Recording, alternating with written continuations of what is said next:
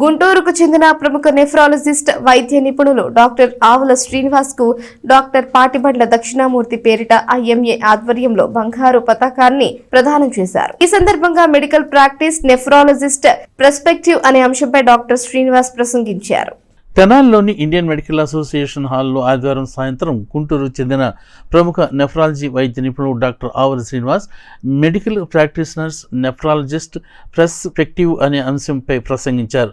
అనంతరం డాక్టర్ పాటిబండ్ల దక్షిణామూర్తి పేరుతో ఇస్తున్న బంగారు పథకాన్ని ఐఎంఏ తెనాలి శాఖ అధ్యక్షురాలు డాక్టర్ జె విజయలక్ష్మి, బంగారు పథక ప్రదాత డాక్టర్ పాటిబండ్ల దక్షిణామూర్తి ఇరువురు డాక్టర్ శ్రీనివాస్కు అందజేశారు. ఈ కార్యక్రమంలో ఐఎంఏ తెనాలి శాఖ ఉపాధ్యక్షులు డాక్టర్ అనిల్ కుమార్, వివిధ విభాగాలకు చెందిన పలు వైద్య నిపుణులు జి మధు ప్రభాకర్ బాబు, చందు సాంశివుడు, జి నరసింహరావు, భానుప్రసాద్, నీలిమ, కోటి నాగయ్య, ఉమామహేశ్వరరావు, శేషగిరిరావు, భీమవరపు సామిరెడ్డి, ఏవి ప్రసాద్, పలువురు వైద్య ప్రముఖులు పాల్గొన్నారు. అందరికీ నమస్కారం. నేను doctor Vijayalakshmi, Tenali IMA president. ఇక్కడ ఐఎంఏ హాల్లో ఈరోజు డాక్టర్ దక్షిణామూర్తి గారు ఎండోమెంట్ లెక్చర్ జరుగుతుంది.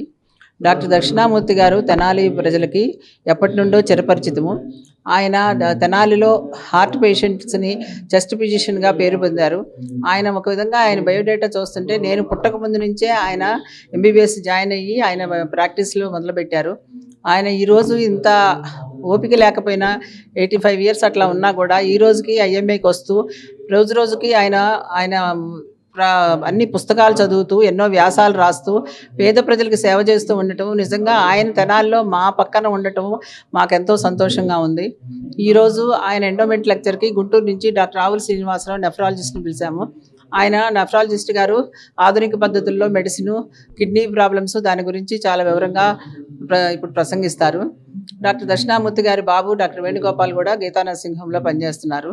ఈరోజు దక్షిణామూర్తి గారు మా మధ్య ఉండటము, ఈ రోజుకి ఐఎంఏలో ఫంక్షన్స్లో కూడా ఆయన యాక్టివ్గా ఉండటము మాకు చాలా సంతోషంగా ఉంది.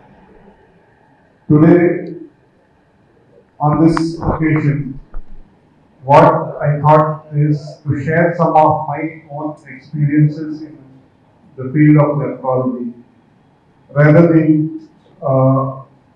something from the books or the theoretical aspects. So that's the reason we call it as a medical perspective. Why I chose nephrology as a practice when other branches were very more theoretical and more interesting was